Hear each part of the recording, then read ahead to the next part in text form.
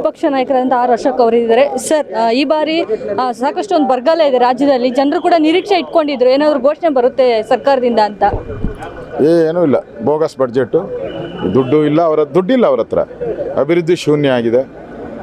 ಯಾವುದೇ ರೀತಿ ಹೊಸ ಯೋಜನೆಗಳಿಲ್ಲ. ರೈತರಿಗಾಗಲಿ ಬಡವರಿಗಾಗಲಿ ಯಾವುದೇ ಯೋಜನೆಗಳನ್ನು ಘೋಷಣೆ ಮಾಡಿಲ್ಲ. ಅವ್ರದ್ದು ಓಟ್ ತಗೊಳಕ್ಕೆ ಕರ್ನಾಟಕವನ್ನು ಅಭಿವೃದ್ಧಿಯಲ್ಲಿ ಹಿನ್ನಡೆ ಮಾಡುವಂಥದ್ದಕ್ಕೆ ಅವರ ಎಲ್ಲ ಪ್ರಯತ್ನ ಮಾಡಿದ್ದಾರೆ. ಇದು ನನಗನ್ಸುತ್ತೆ ಇದು ಸಿದ್ದರಾಮಯ್ಯನವ್ರ ಬಡ್ಜೆಟ್ ಅಲ್ಲ. ಅವ್ರ ಮೇಲೆ ಒತ್ತಡ ಹಾಕಿ ಕೇಂದ್ರದ ಸೋನಿಯಾ ಗಾಂಧಿಯವರ ನೇತೃತ್ವದಲ್ಲಿ ಮಾಡಿರುವಂಥ ಬಡ್ಜೆಟ್ ಇದು.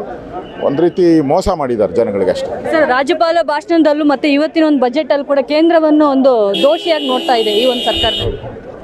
ಇದು ನನಗನ್ಸುತ್ತೆ ಒಂದು ರೀತಿ ಕೇಂದ್ರ ಸರ್ಕಾರವನ್ನು ವಿರೋಧ ಮಾಡೋ ಬಜೆಟ್.